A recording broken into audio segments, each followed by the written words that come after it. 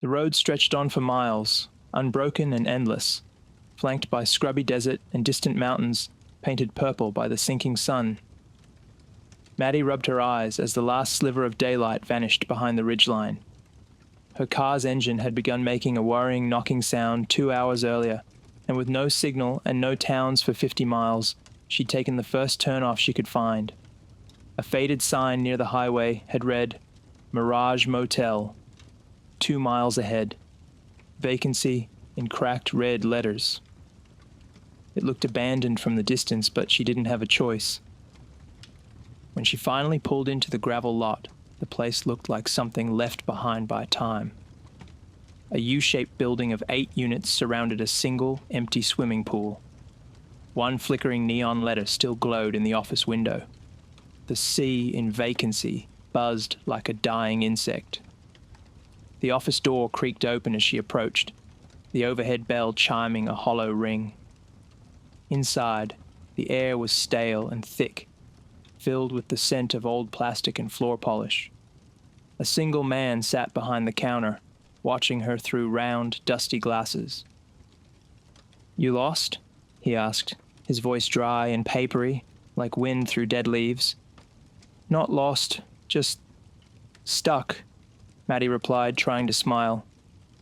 "My car's acting up. Just need a room for the night." The man slid a worn guest book across the counter without a word. The pen attached to it was held together with electrical tape. Maddie signed her name and noticed the absence of any recent entries. The last name in the book had been dated over 2 months ago. "Quiet place," she muttered.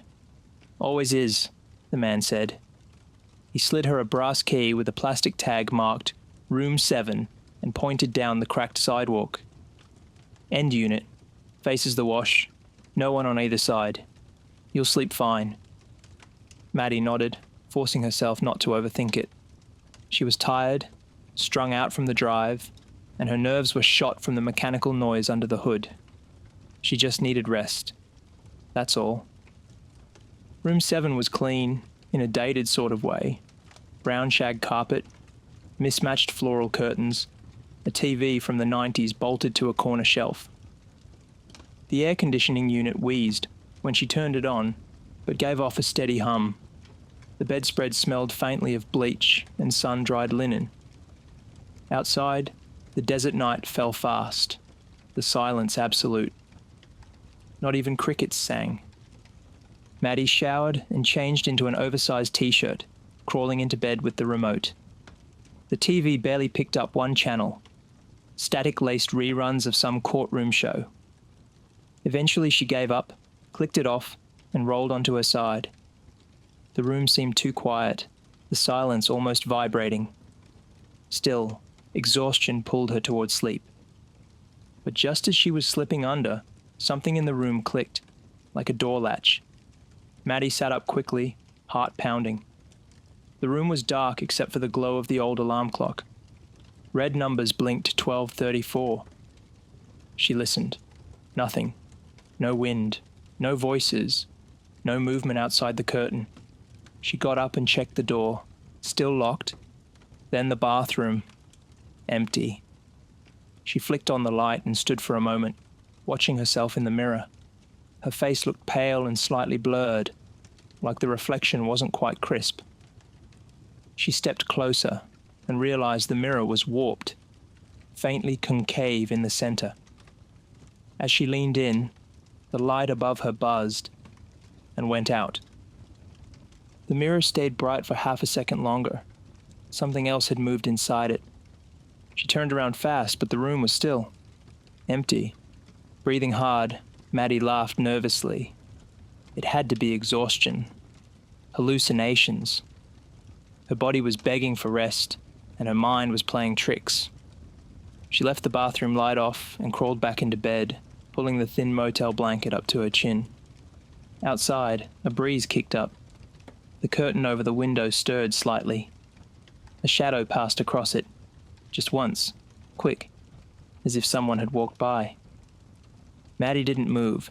She held her breath, waiting for the sound of footsteps, for a knock, for anything. but the night returned to stillness. Eventually, sleep found her again. But as she drifted off, somewhere in the back of her mind, a single, uninvited thought crept in. The man never asked how long I'd be staying. Maddie woke with a jolt, her chest heaving as though she'd been drowning in air. The room was dark except for the dim red digits on the bedside clock. 3:07 a.m. She stared at the ceiling, unsure of what had dragged her out of sleep. Her heart beat hard against her ribs, not from a nightmare. She was certain she hadn't been dreaming, but from the distinct, cold feeling that someone had just been in the room with her. The silence pressed against her ears. Even the hum of the old air conditioner had stopped. She could hear only her breathing and, faintly, the creak of wood, like weight shifting on the floorboards. Maddie lay still, willing herself not to move, straining to hear more. Another creak. Closer. It was coming from the far side of the room, near the bathroom. She remembered locking the door before bed. She knew she had. Then she heard it again. Not a creak this time, but a slow, dragging sound, like something heavy being pulled across the carpet. Maddie sat up fast, her eyes wide and adjusting to the darkness. She reached for the lamp switch and flicked it on. Nothing happened. She tried again. No light. She scrambled for her phone on the nightstand, but the screen stayed black. Dead. She swore she'd plugged it in. Her hands fumbled over the cord and discovered it wasn't even connected to the wall. She didn't remember unplugging it. And then... tap. Tap. Tap. It came from the bathroom door. Maddie's throat tightened. She slid out of bed slowly, feet touching the cold carpet. She edged toward the bathroom and hesitated just outside. Her trembling hand reached for the handle, but something made her pause. She leaned in instead, listening. No sound. Maybe it had been water dripping. Maybe the pipes. Maybe... Tap. The sound came again, deliberate and slow. Her hand jerked back. She took 2 steps away from the door and grabbed the metal wastebasket from beside the desk, clutching it in both hands like a makeshift weapon. A ridiculous defense, but better than nothing. She moved back to the door and, swallowing hard, yanked it open. The bathroom was empty. Nothing moved. The warped mirror glinted faintly from the hallway light filtering under the door. She stepped in slowly, eyes darting to every corner. The tap wasn't dripping. The shower curtain was still half open. The closet-sized space was exactly how she'd left it, except one thing. The mirror was different. There was something smeared across it now, foggy and opaque, like a handprint. Maddie leaned closer, squinting at the glass. Not a handprint. Words. She wiped the mirror with her palm, and slowly the message came clear, scrawled in something brown and sticky. Room's not empty. Maddie stumbled back, nearly tripping over the threshold. She fled to the front door and twisted the knob, locked. She threw the deadbolt, unlocked it again, and yanked. The door didn't budge. It was like it had fused to the frame. She kicked it, shoved with both arms, panic rising in her throat, but it wouldn't move an inch. "Let me out!" she shouted, voice hoarse. No answer. She tried the windows, but they wouldn't open either. Her palms smacked against the glass again and again. When she looked out into the parking lot, her car was still there.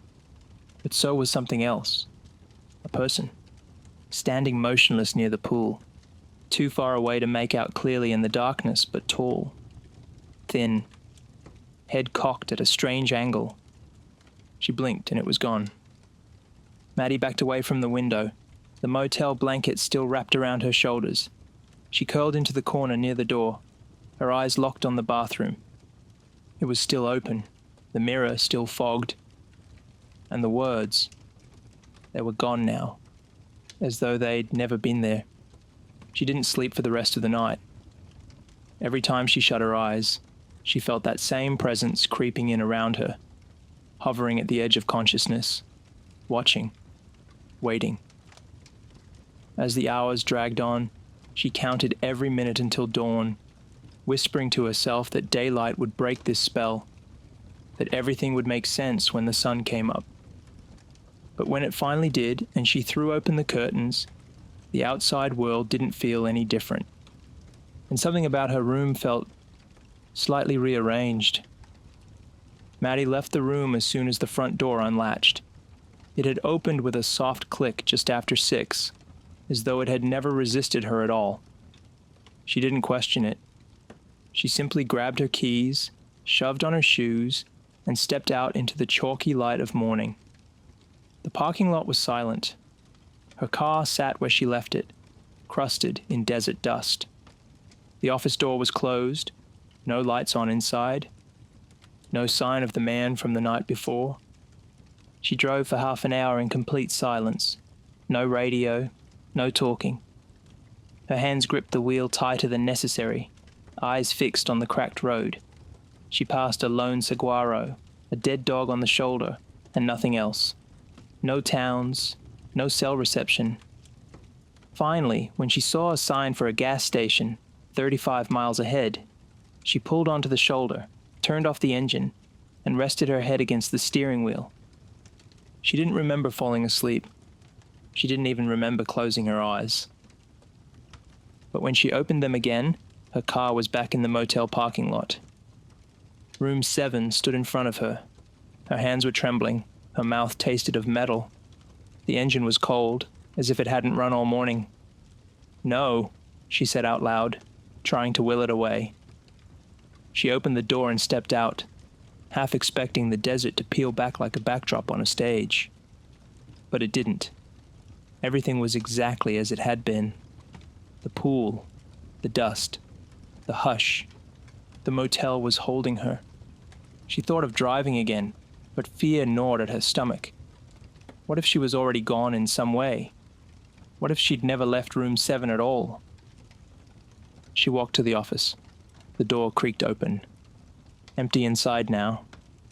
A fan turned lazily overhead, and the guest book sat on the counter. She flipped it open.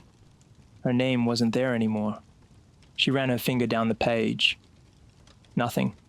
No Maddie Clark. No Clark at all. The last entry was from someone named Ellie Groves, July 2nd. She recognized the name. It had been on the mirror, just for a moment, flashed during her dream or nightmare, or whatever it had been. She turned back toward her room, heart racing.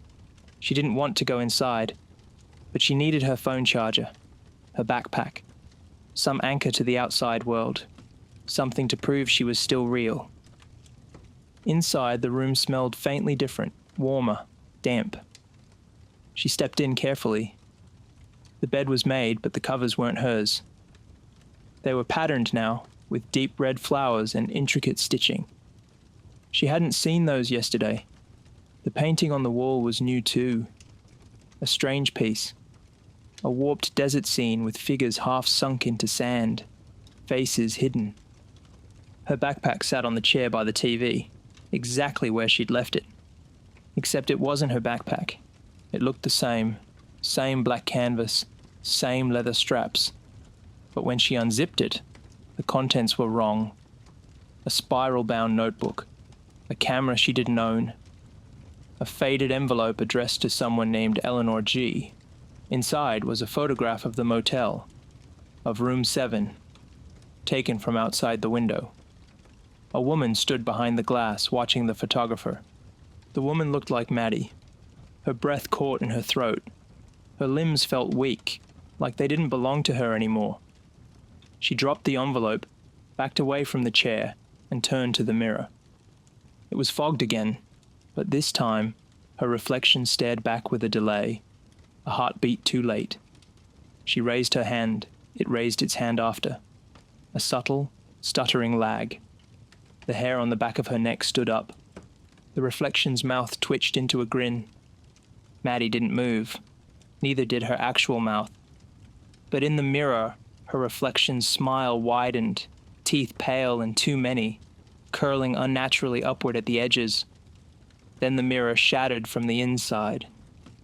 No noise, just cracks spiderwebbing outward silently, her face splitting into jagged fragments. She turned away in terror and saw the bed was now occupied. A shape lay beneath the covers, long, motionless, breathing. Maddie backed against the door, reaching blindly for the handle. But it wasn't there anymore. The door had no knob, just a flat panel of wood. The shape stirred. She ran to the window and pulled back the curtain. There was no outside, only blackness. No lot, no car, no desert, just static, like old television snow. And then, knock knock. Someone at the bathroom door, then again. Harder, faster. Knock knock knock knock. She screamed, hands pressed to her ears, but the sound drilled into her. The knocking was inside her skull. Her knees gave out and she collapsed onto the floor, eyes clenched shut. When she opened them again, the room was quiet. The mirror was whole. The shape in the bed was gone. And the only evidence that anything had happened was a new line on the guest book, written in handwriting she didn't recognize. Madeline Clark, checked in, Aug 3. Maddie sat on the bed, staring at the carpet. Her limbs felt numb, her thoughts distant. The world had flattened, lost depth, as though she was watching herself through the lens of an old camcorder. Her breath came shallow and automatic, like her body was still going through the motions of life, even though something essential had slipped out of sync. The room hummed softly now, not from electricity or machines, but from the walls. A quiet droning, like a lullaby played underwater.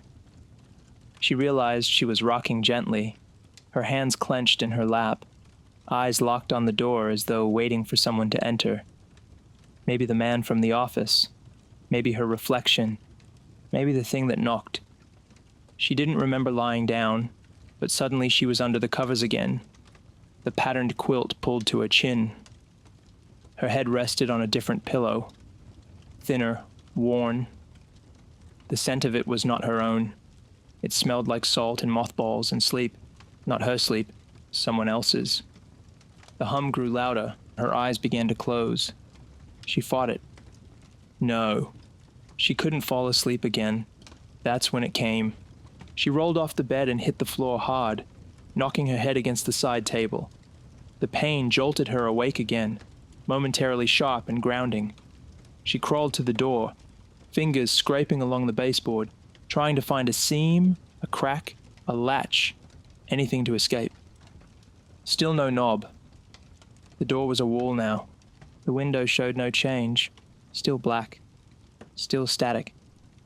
She turned to the bathroom. It stood open, but the light was off. Something inside shimmered faintly. She approached, step by hesitant step, as if descending into water. The mirror no longer showed the room. It showed the motel's front desk. She watched as the man in the round glasses sat motionless, smiling at nothing. Then a woman walked into the frame. Her. Maddie watched herself walk into the office and sign the guest book, just as she had days, or was it hours, ago. But this time, the footage didn't stop there. In the mirror, she saw herself turn after signing, glance toward room 7, and smile. A cold, wide smile that didn't belong to her. She hadn't smiled like that. Had she? Behind her, the bed creaked. She spun, but it was empty. The door to the hallway, the one that had vanished, was back now, wide open. Beyond it stretched a corridor that didn't match the motel.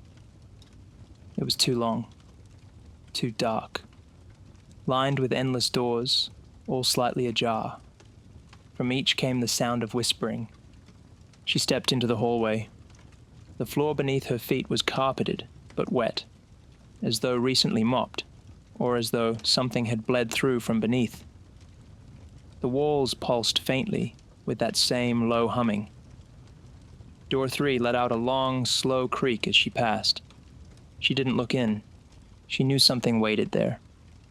In front of room 6, she paused. The door was open wide. Inside, she saw a figure curled up in bed, still, as if sleeping. But the covers were slowly rising and falling, Maddie stepped closer. She felt like she was underwater now. Her hearing warped. Her limbs moved slowly, dreamlike. She peered into the room and saw herself sleeping. Maddie, or some version of her, lay on her side, lips slightly parted, brow smooth, asleep and undisturbed.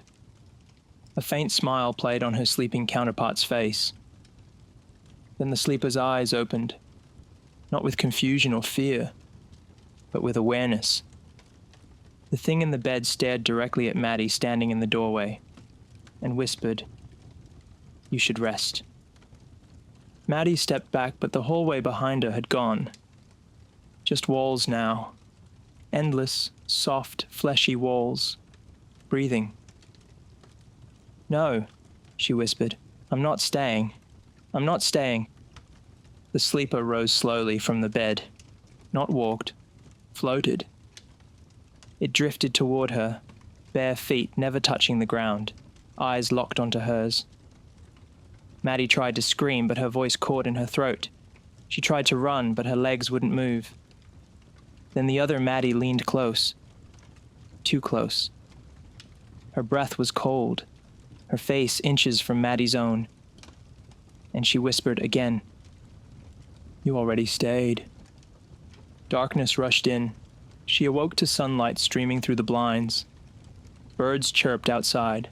The motel room was quiet, ordinary. Her car keys were on the table. Her bag was where she'd left it. Had she dreamed it? Everything? She grabbed her phone. It was charged. Fully. The mirror was unbroken. Her own reflection blinked normally. She laughed, weakly, relieved, embarrassed.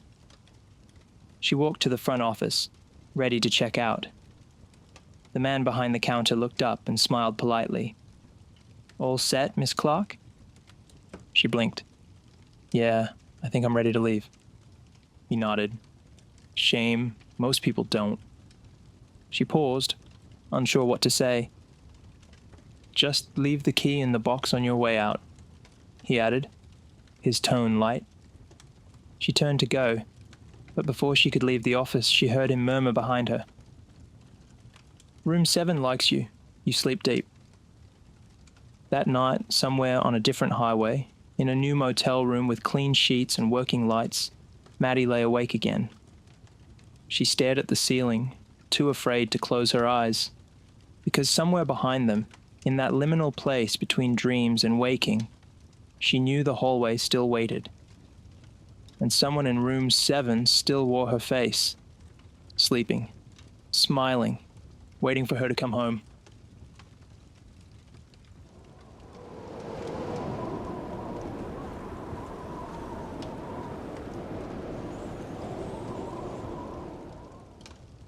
The Lantern Motel wasn't on any map. Lena hadn't seen a sign for it. No billboards, no roadside arrows, just a single flickering neon light in the shape of an old-fashioned oil lantern, glowing weakly through the desert dark. Her gas tank was nearly empty, and the GPS had lost signal 40 minutes ago. The road had narrowed, the asphalt cracked, and the cell towers had vanished behind the ridgeline. The motel appeared like a mirage, tucked into the crook of 2 bluffs, with a gravel lot and a single sagging structure. She rolled into the parking area, dust kicking up behind her headlights. 6 rooms, a busted vending machine, and an empty pool filled with sand. No cars, no lights in any of the units. Still, she parked, grabbed her duffel bag, and walked into the office. A bell rang when she opened the door, shrill and echoing. Inside, it smelled like mothballs and stale coffee. A ceiling fan turned slowly, stirring thick, unmoving air. The clerk behind the desk was old. Not old like 70. Old like worn-down stone. Skin like parchment. Eyes sunk deep in his skull. He didn't greet her. Just slid a ledger across the desk and tapped an empty line with one crooked finger. "Room 4, he rasped. "That's it?" Lena asked, hesitating. He didn't respond, just slid a brass key across the counter and turned away. She took the key. Outside, the desert was dark. No moon, no stars, just a thick, smothering sky and the soft hiss of wind moving across dust. Room 4 was in the center of the building. She slid the key into the lock, and the door opened with a low groan. Inside, it was cleaner than she expected. Dated, but not filthy. A double bed with a brown quilt, a desk with a yellowed notepad, a cracked television bolted to the wall. The bathroom was small, tiled chipped in the corners, mirror warped. She dropped her bag and sat on the bed. Springs creaked. The hum of silence wrapped around her, too deep for a place like this. No traffic, no voices. Even the wind had stopped. As she reached for her phone, the screen lit briefly. 1% battery, and died. She sighed, plugged it into the wall, and flicked off the lamp. She woke suddenly, gasping. The room was freezing. She didn't remember falling asleep. Didn't remember dreaming. But her body was ice cold, and her mouth was dry. The clock on the nightstand blinked 3:00 a.m. The lamp she'd turned off was on again, casting long shadows against the far wall. Lena sat up, blinking. Something was off. The room felt smaller, closer. The walls seemed an inch nearer, the ceiling lower. The air pressed in on her like a weighted blanket. She swung her legs off the bed and noticed the door was unlocked. She always locked the door. Always. Cautiously, she stepped toward it. The knob was icy to the touch. She turned it and cracked the door. The lot outside was still empty. No cars, no lights. But something had changed. Every other motel door was now open. Slightly. Each one, a sliver of darkness just wide enough to see a shadow move if you were watching closely. Lena closed her door fast and latched it. When she turned back to the room, something else had changed. The bed was made again, perfectly, as though no one had ever lain in it. Her duffel bag was zipped and upright by the door. The air was colder. And then came the whisper. A thin voice, dry as wind, curling out from behind the bathroom door. Room for one. Lena froze. Her chest rose and fell in shallow bursts. The whisper came again, closer this time. Not through the door, but behind her ear. Room for one. She turned. Nothing there. She fled to the bed and yanked the blankets up, curling beneath them like a child. The whispers faded, swallowed by the heavy silence. And she dreamed. But not her own dreams. Dreams of guests, of the others who came, of empty rooms and open doors, and shapes standing over beds, watching as people slept, waiting for their breath to slow. Lena's last thought before sleep took her again was simple, terrifying. Something else is staying here too. Lena didn't wake up so much as surface. Her mind clawed its way toward consciousness, slow and unsure. The room was brighter. Daylight crept through the edge of the thick curtains, painting a stripe of pale gold across the carpet. For a moment, it almost seemed normal. Her bag was where she left it. The bed was mussed. The door was closed. But something still felt misplaced. She rolled onto her side and froze. On the pillow next to hers, written in perfect cursive on the yellowed motel stationery, was a note. Slept well. You breathe so loud. The handwriting wasn't hers. Lena jerked upright, heart thudding. She hadn't written anything. She hadn't seen the paper before. Her hands shook as she crumpled it and threw it into the wastebasket. That was it. She needed to leave. The place was wrong. She could feel it deep in her stomach. A coiling dread that had grown during the night, fed by the silence and those flickering half-dreams. She threw open the curtains. No cars, no sun either. The sky was gray, washed out and flat, as if someone had drained the color from it.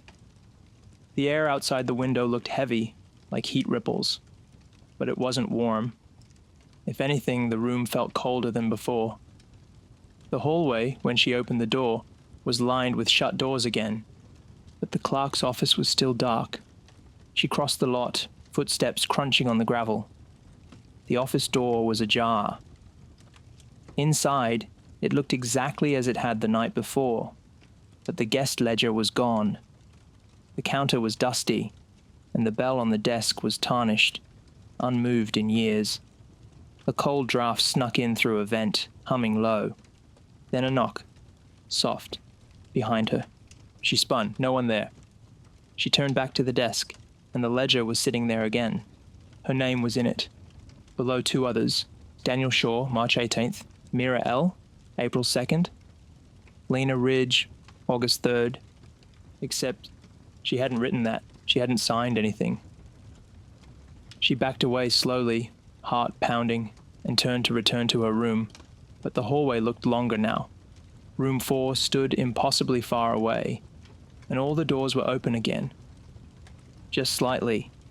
She could hear something, not voices, not even whispers, breathing from each door, as though something stood just inside each threshold, lungs inflating in tandem, quietly watching her. Lena bolted. Back in her room, she slammed the door and locked it. Deadbolt, chain, even pushed the desk in front. She sat on the bed and tried to breathe, to think. She needed to leave, get in the car, drive. But when she looked out the window again, her car was gone. Gone. The gravel beneath where it had been was undisturbed. No tire marks, no dust swirl, as if it had never been there at all. Lena stumbled back from the glass and collapsed into the desk chair, her pulse a steady, rising drum beat in her head. She grabbed her phone, still dead. She hadn't even tried to charge it again. She wasn't sure it would matter. The mirror above the desk began to fog. She watched it, and slowly words appeared in the condensation. Room for one, then room for none. She whispered aloud, as if saying it would make it real. What does that mean? The mirror cleared instantly. Her reflection smiled back, but she wasn't smiling. The glass shattered with a soft pop. Not violent, like it had given up, surrendered under its own weight. Thin lines spread across its surface, splitting her face into pieces. A hairline crack split her eye in two. Then, a knock at the bathroom door. Soft, patient, followed by another note, this one tucked under the door. Still breathing? Lena didn't sleep that night, but she felt herself growing tired anyway, like something was draining her, watching her, waiting. The air in room 4 was thick, warm, and wrong. It no longer smelled of bleach and dust. Now it smelled like breath, stale, wet, recycled breath, as though someone had been sitting in the room just before Lena arrived, or hadn't left at all. She barely slept that night, drifting in and out of shallow dreams. Every time her eyes closed, she felt herself somewhere else. A corridor with endless doors, a ceiling light flickering like a heartbeat, bare feet on tile. A voice whispering, "Stay just one more night." Then waking with a jolt, sweat-soaked and freezing. At some point, she must have slipped into real sleep, because when she opened her eyes again, it was night. Not morning, not afternoon, full night. No memory of the day, no idea what time it was. The clock blinked 12 like it had reset. The room looked different again. There were now 2 suitcases at the foot of the bed. One was hers, the other wasn't. She crawled out of bed slowly, every inch of her body aching like she hadn't moved in days. She approached the second suitcase and knelt beside it. Dust coated its handle. A faded name tag read Mira L. Her stomach twisted. That name was in the guest book. April 2nd. She unzipped it. Inside was a bundle of clothes, neatly folded, a toothbrush, a paperback novel with pages torn, and a motel receipt. $40, room 4, check-in only, no record of checkout. Suddenly, Lena heard a sound from the bathroom, a soft click. The light had turned on by itself. She stood slowly, her throat dry, and edged toward the open door.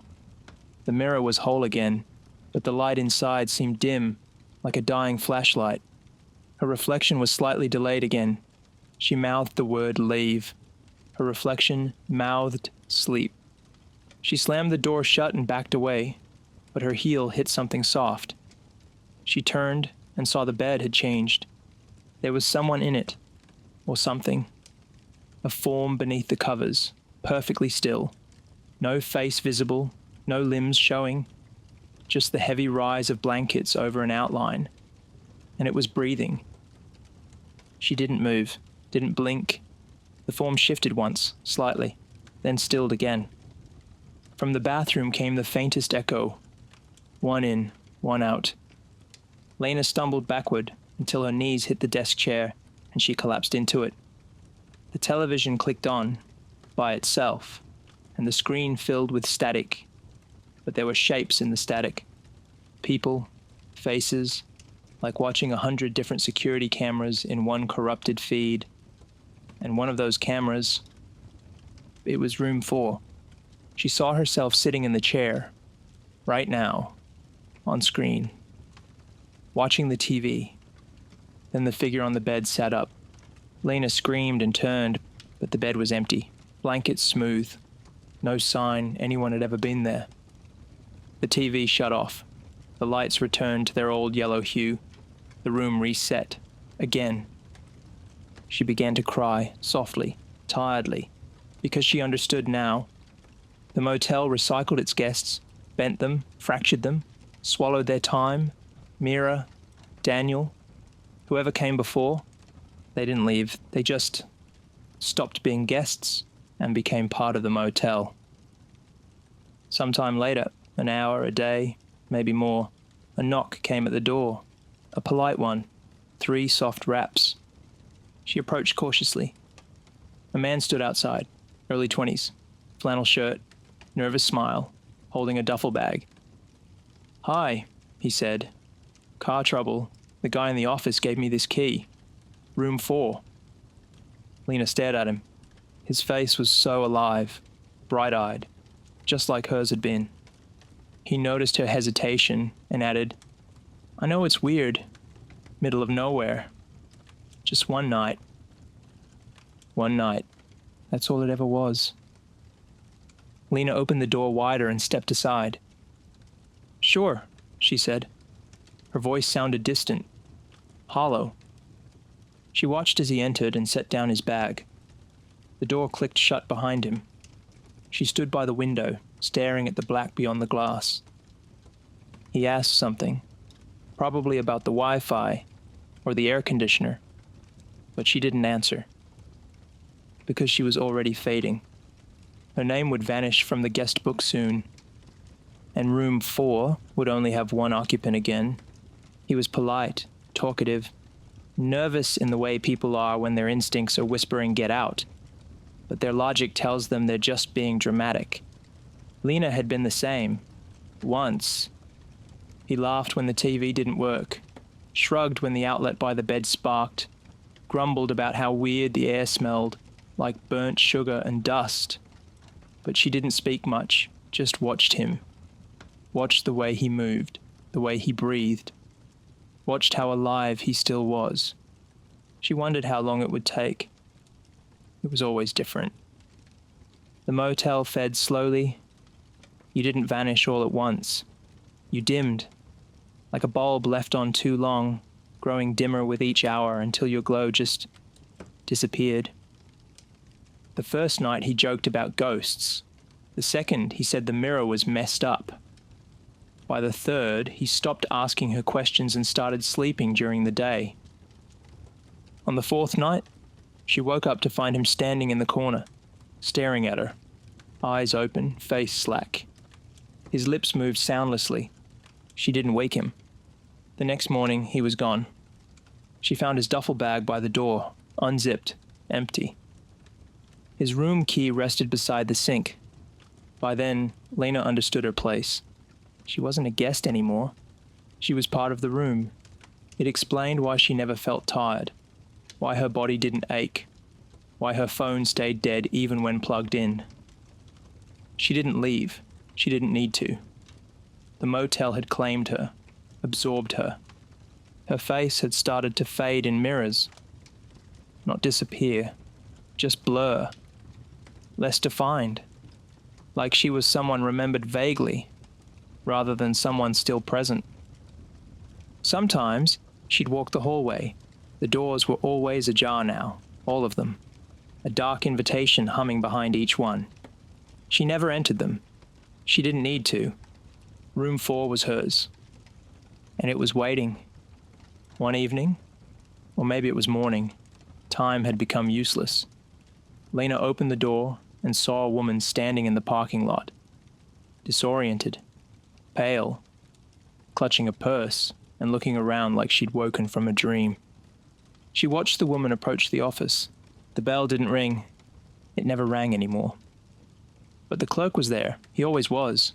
Ageless, watching, smiling without lips. He handed her a key. Room 4. Lena stood in the doorway. The woman walked up the steps. They locked eyes. Something passed between them. Recognition, pity. But the woman kept walking. Slowly, reluctantly. But she didn't turn back. She never would. Lena stepped aside, letting her pass. Later that night, as the woman slept restlessly in the second bed, Lena sat on the floor near the window and tried to remember her own life. The city she came from. A pet. A birthday. The sound of her mother's voice. Nothing. Even her name felt soft now. Dissolving. The woman stirred in her sleep, murmuring. Lena leaned in, close to her ear, and whispered, "Room for one." If you ever find yourself driving down a forgotten stretch of highway at night, and you see a dim neon lantern flickering at the edge of the road, don't stop.